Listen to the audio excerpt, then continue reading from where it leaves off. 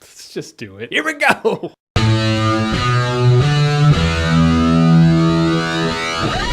The Purge election year. So the Purge election year is the third Purge movie, hopefully the concluding chapter of the Purge trilogy. In this movie, a senator played by Elizabeth Mitchell's running for president. Her first order of business is to close the Purge, just end it all. And of course, they who run the country are like, she's a problem. Yeah, we must use the Purge to eliminate her. So that's what happens. Frank Grillo plays the head of her security, so he's trying to just save her ass pretty much. Along with side characters, horrid dialogue, a shitty script, just a rabble clusterfuck that is the Purge election year. All right, what worked in this movie? First of all, Elizabeth Mitchell and Frank Grillo, they carry this movie because they are the only real viable characters and viable performances in the entire thing. Mykelti Williamson, Bubba from Forrest Gump, he was actually good also. He had a couple of good lines in the movie. Some shitty lines in the movie too, but to be fair to him, everybody in this movie has shitty lines. It's all about how they deliver the shit. Example is one scene where I guess there's Purge coverage for your store and the government pulls his Purge coverage and he hangs up the phone. He's like, I'm just gonna have to defend this shop myself. I was like, oh,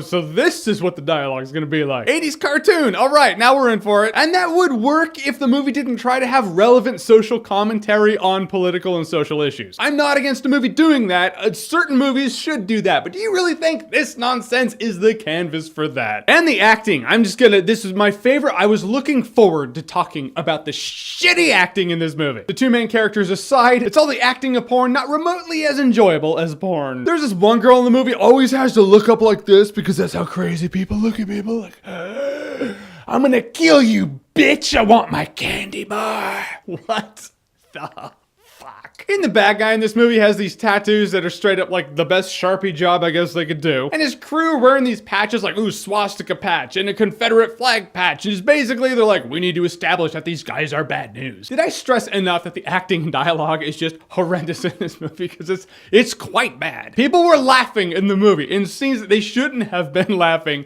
people were laughing as if this was a comedy. And then the ending, of course, gets so over the top. The movie overreaches even more and the acting gets completely worse. These new players come in, you're like, maybe they're not as bad. No, they're bad. They're just as bad. No, they're worse. The acting gets worse the closer to the end of the movie you get. Except for Miss, I want my candy bar. Stay in the pocket, man. The Purge anarchy was fine for what you were going for the Purge. You want a Purge? I'll give you a Purge. The Purge election year is dog shit.